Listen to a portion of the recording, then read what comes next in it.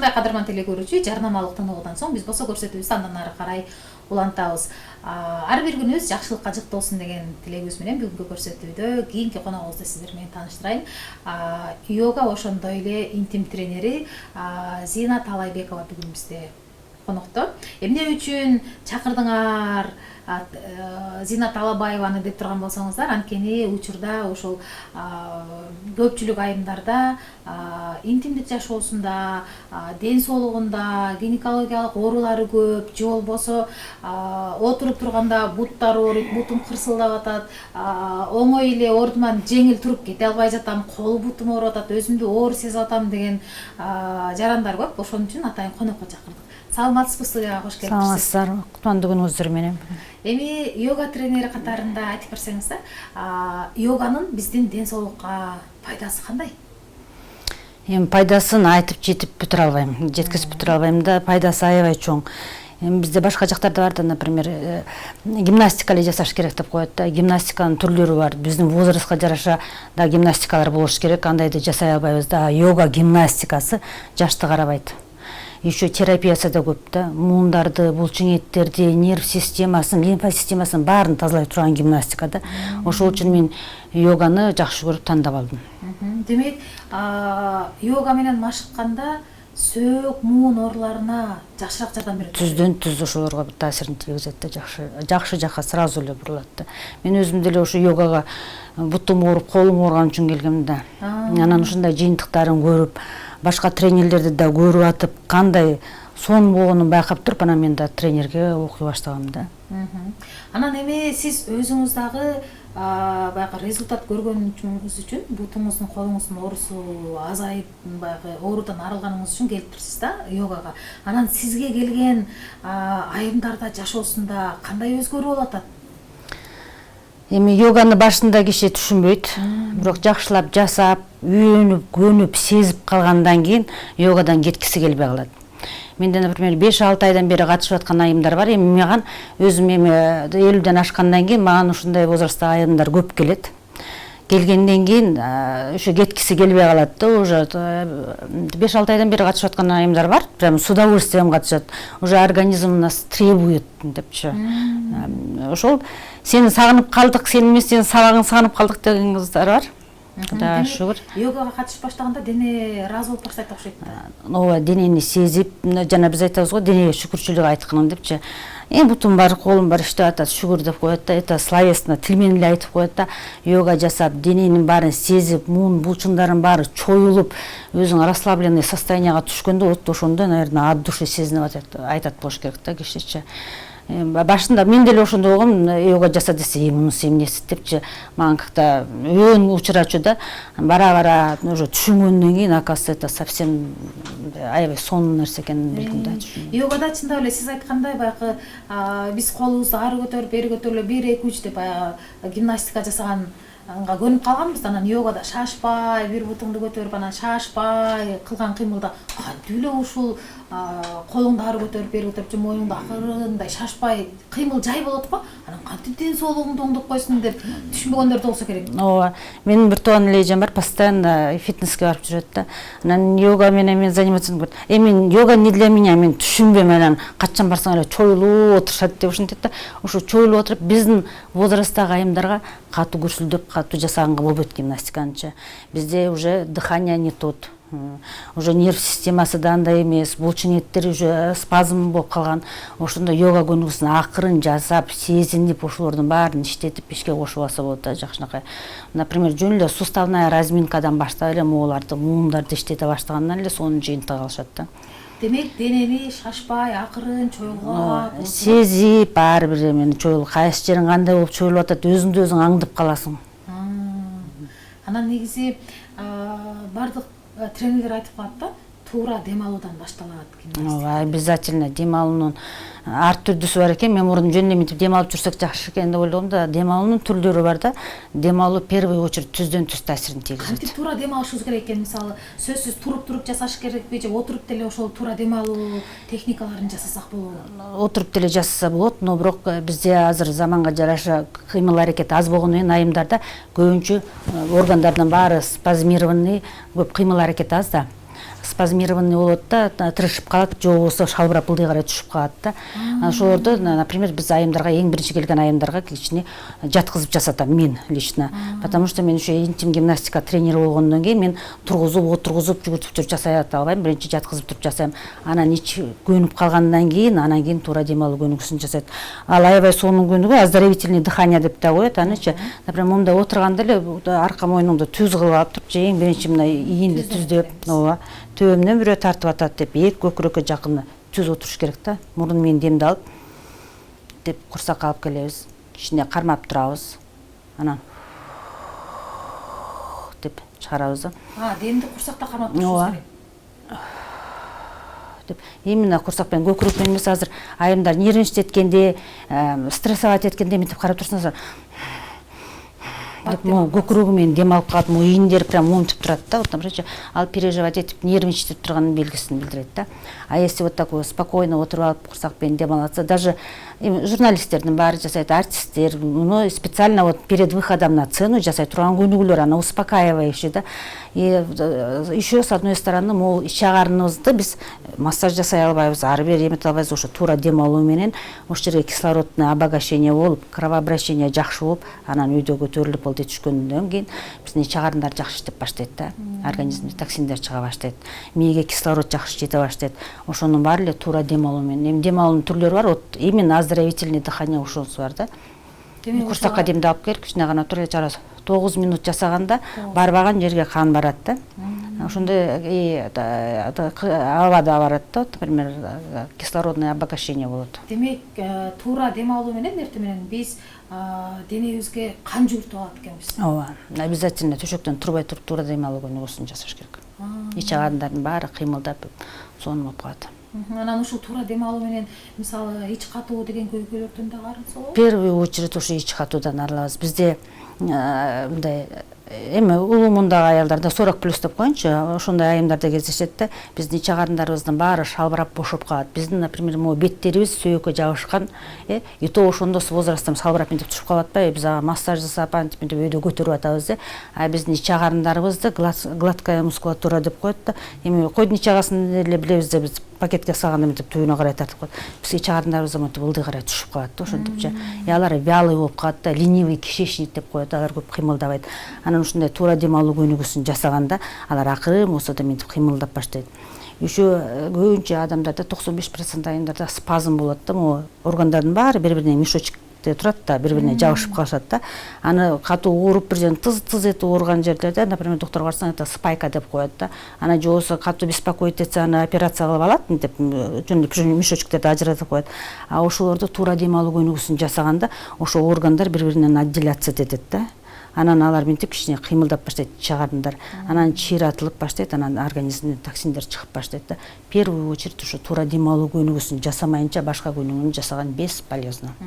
Жардам бербейт анда. Да, это обязательно. Анан Зина эже, негизи биз интим тренери десе эле оюбуз башкага кетет. Анан негизи интим тренердин бизге эмне кереги бар?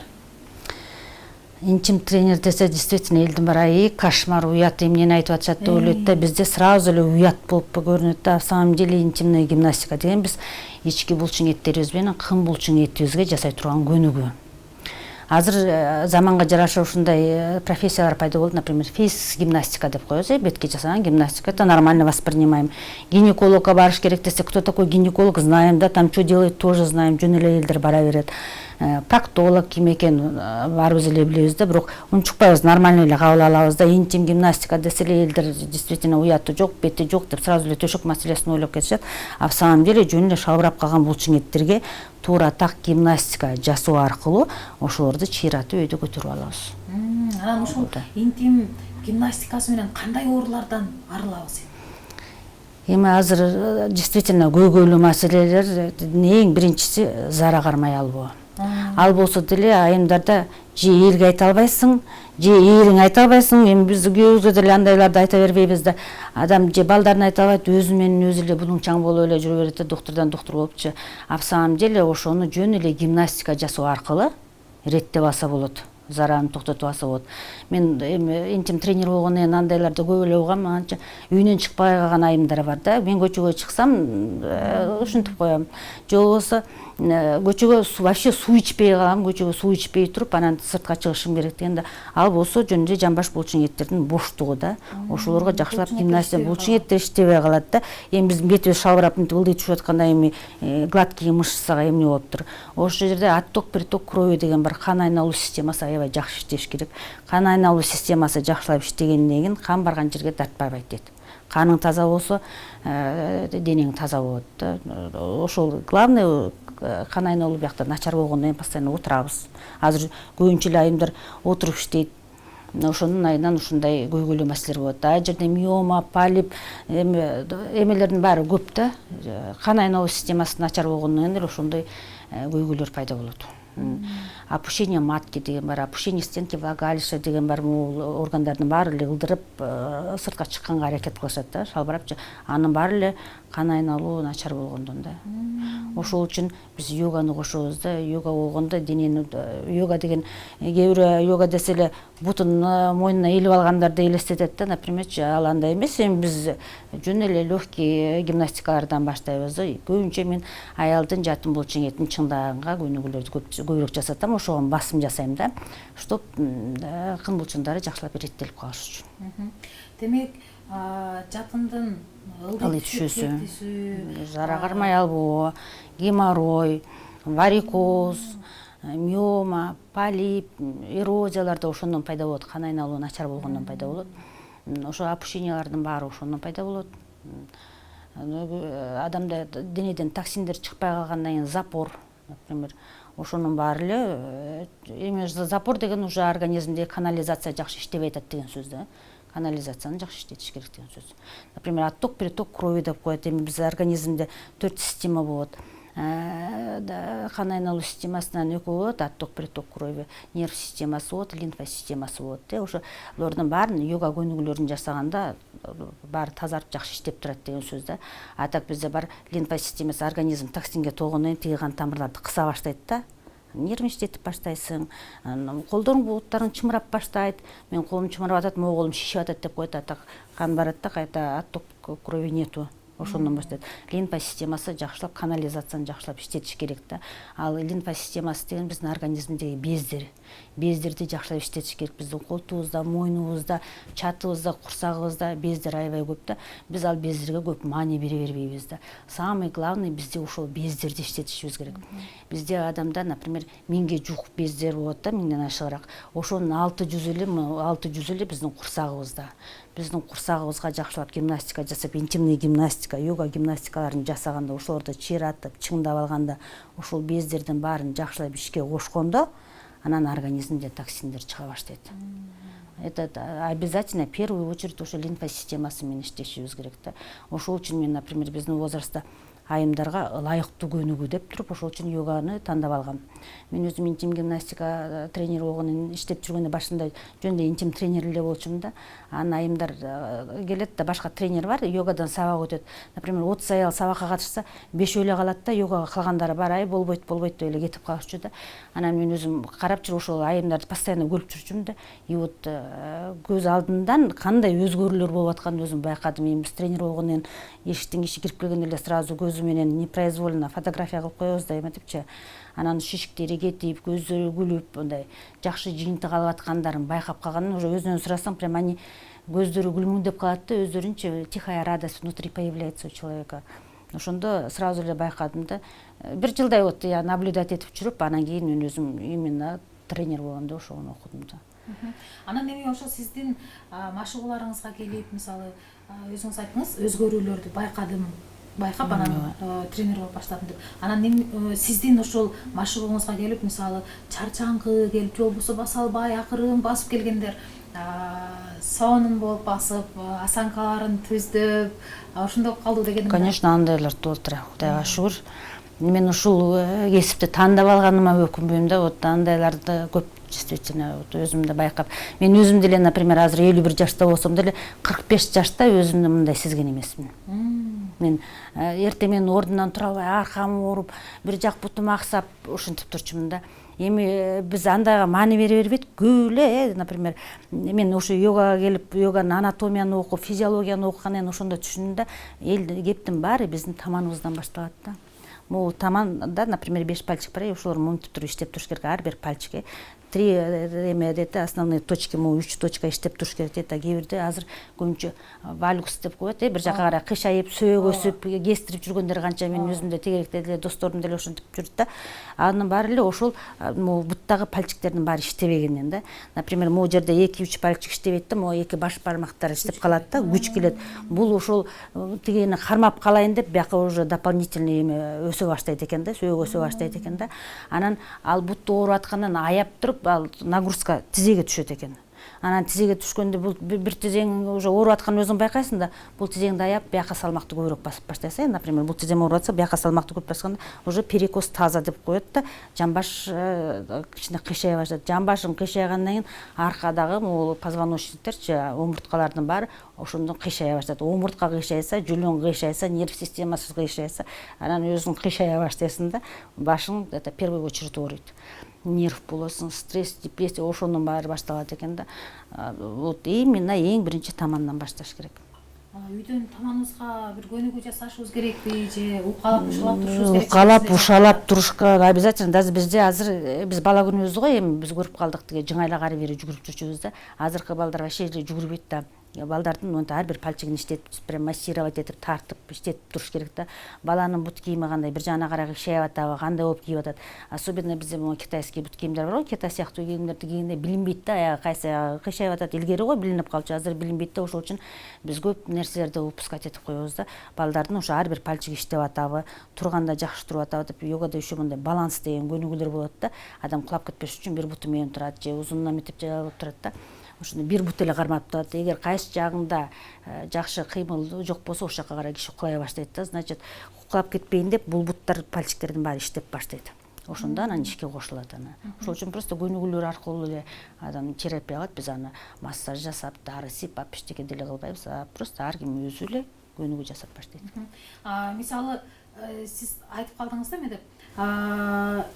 Интим гимнастиканы кылуу менен, мисалы, зары кармай албоо, гинекологиялык ооруларды эсептеп айта турган болсок, миома, опущение матки, матканын ылдый түшүүсү деп атасыз. Анан эмени дагы жакшы кылса болобу? Мисалы, айымдарда, аялдарда көп болот, цистит болуп ооруп, дарыгерге барып дарылана берет, дарыланып бүткөндөн кийин кайра келсе, бир айдан кийин кайра кайталанат. Башкача айтканда өнөкөт болуп калат да. Ооба, андай менин башымдан өткөндө мен ошону билген эмесмин. Оказывается, бул опущение органов экен да. Биз төрөгөндөн кийин эле бала көтөрөбүз да, оор көтөрөбүз да. Укол алып бир жума жүргөндөн кийин эле кайта, бир 3 күндөн кийин эле кайта цистит болуп калып, кайта цистит болуп калып, оказывается, ошо үстүнгү органдар на мочевые давит да, мындай табарсыкты ылдый карай басканда анан цистит боло берет экен да, ачырып. Анын баары эле ошо өйдөңкү органдар ылдый карай түшүп аткан. Могу өйдөңкү органдар ылдый карай басып түшкөн үчүн жакта цистит болот да. Ошолорду жакшылап чыңдап өйдө көтөрүп алса, андай цистит болбойт. Но ошо органдардын баары ылдый шалбырап түшүп калбаш үчүн бизде могу жерде диафрагма деген, Ее Величество диафрагма деп коет, аябай важный роль ойногон бизде орган бар да. Эми кой союп атканда өзүбүз деле көргөн болушуңар керек да. Ич агарды менен өпкө жүрөк өзүнчө турат да, мындай ортодо бир көгет бар го, ошол көгет бизде диафрагма деп коет да. Ошол диафрагма аны аябай бош болуп туруш керек да, монтип купол сыяктуу болуп мынтип иштеп туруш керек. Бизде тазовый днода да диафрагма бар, өкө момтип туруп эластичный болуп иштеп туруш керек. Жайылып, кайта чогулуп, жайылып, кайта чогулуп туруш керек да. Анын баары туура дем алуу менен реттелет. Көп стресс, нерв, депрессия болуп жүргөн айымдарда ошолор мынтип спазмированный болуп калат. Даже могу жерде кызыл өңгөчтү да ылдый карай тартып, органдардын бааларын ылдый карай түртүп турат. Ошол үчүн стресс, в первую очередь, стресс влияет на женский орган деп айтып коет.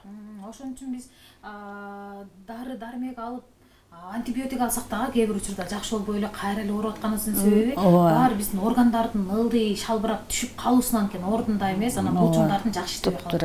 Ошондой. Анан эми ошол эртеден бери ден соолугубуздагы көйгөйлөрдү санап айтып келатабыз да. Анан сиздин бир онлайнбы, офлайнбы курстарыңыз барбы? Сизди каяктан издеп табабыз? Ошол жөнүндө айтып берип коюңуз. Себеби бизге бөлүнгөн убакыт соңуна чыгып баратат. Мен өзі онлайнда бар, онлайн 1500 сомнан онлайн сабағым бар. Ал жерде йога көнүгүүсүн дагы, астына шалбырап калган көнүгүүлөрдүн баарын мен поэтапно түшүндүрүп берем, потому что улуу мундагы аялдарга сразу эле шакылдатып гимнастика жасай бербейбиз. Акырын организмди алдап, чыйратып, чыңдап өзүнүн калыбына келтирип алыш керек. Офлайн сабак да бар. Мен Жаннат йога центринде тренер болуп жумуш алып барам. Бум торговый центрдин 4-нчы этажында жайгашканбыз. Ошол жака келип, жакшылап кененирээк маалымат алып, жакшылап терапия кылып, лечение кылып кетсе болот. Меники жөн эле интим гимнастика дегенде айтып атпайм, элдер төшөк маселесин ойлоп кетет. Меники терапия да, ошо шалбыраган булчуңеттердин баарын чыңдап, чыйратып, өтөлү көтөрүп алыш.